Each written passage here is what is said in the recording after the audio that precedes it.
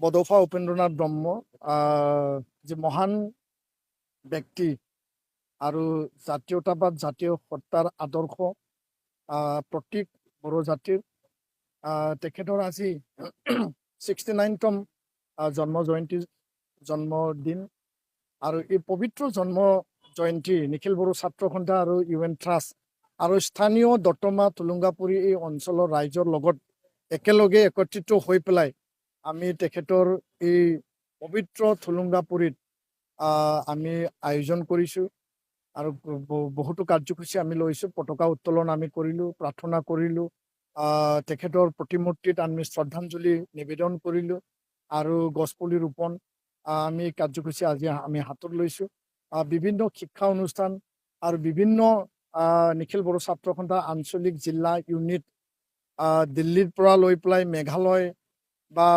গুৱাহাটীৰ পৰা লৈ পেলাই সমগ্ৰ অসম আৰু ভাৰতৰ বিভিন্ন প্ৰান্তত আজি উপেন ব্ৰহ্মৰ এই জন্ম জয়ন্তী উদযাপন কৰা হৈছে। আৰু আজিৰ এই দিনটোত এই জন্ম জয়ন্তীত সমগ্ৰ বিটিয়াৰবাসী আৰু আমাৰ অসমবাসী আৰু দেশবাসীক মই শুভেচ্ছা মই জ্ঞাপন কৰিছোঁ। উপেন ব্ৰহ্মৰ যি এটা আদৰ্শ আছিল বড়ো জাতিক বিশ্ব দৰবাৰত প্ৰতিষ্ঠা কৰা আৰু তেখেতে 4টা বছৰ নিখিল বড়ো ছাত্ৰ সন্থাৰ যি সভাপতি হিচাপে তেওঁ দায়িত্ব গ্ৰহণ কৰিছিল 1986-ৰ পৰা 1990 তেওঁ মৃত্যুৰ সময়লৈকে এই 4টা বছৰ কাৰ্যকালত গোটেই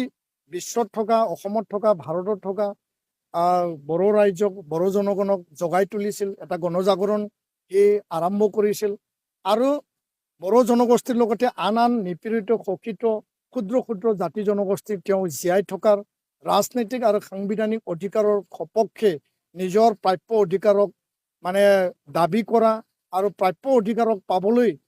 কাম কৰাৰ কাৰণে তেওঁ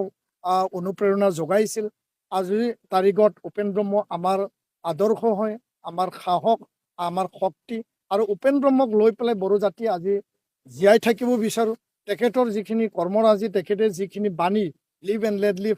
পৃথিৱীত থকা বড়ো একত্ৰিত হওক, একত্ৰিত আমি সংগ্ৰামৰ মাজেদি হ'ব লাগিব আৰু এই বাণীৰ আৰু সেই যি মানে তেখেতৰ মহান যি বাক্য আগ ধৰিয়ে বড়ো আন্দোলন হৈছিল আৰু বড়ো আন্দোলনৰ আগ ধৰি আজি BSc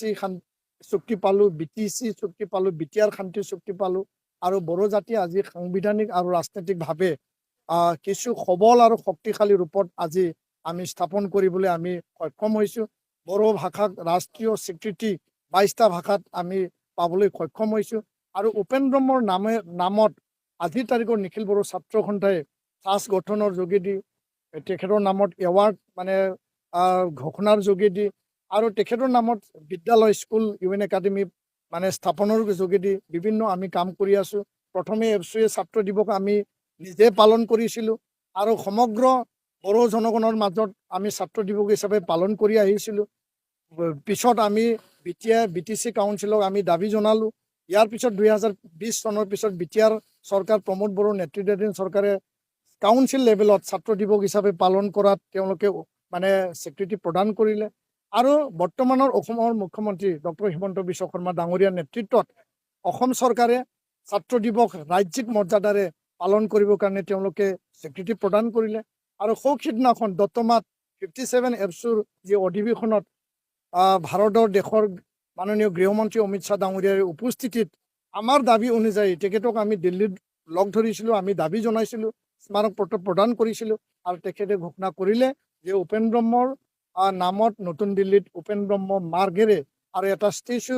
নিৰ্মাণ কৰি পেলাই ৰাষ্ট্ৰীয় স্বীকৃতি দিবৰ কাৰণে ভাৰত চৰকাৰে যত্ন লৈছে। প্ৰধানমন্ত্ৰী ডাঙৰীয়া নৰেন্দ্ৰ মোদীক ধন্যবাদ দিছোঁ, গৃহমন্ত্ৰী অমিত শ্বাহ ডাঙৰীয়াক ধন্যবাদ দিছোঁ।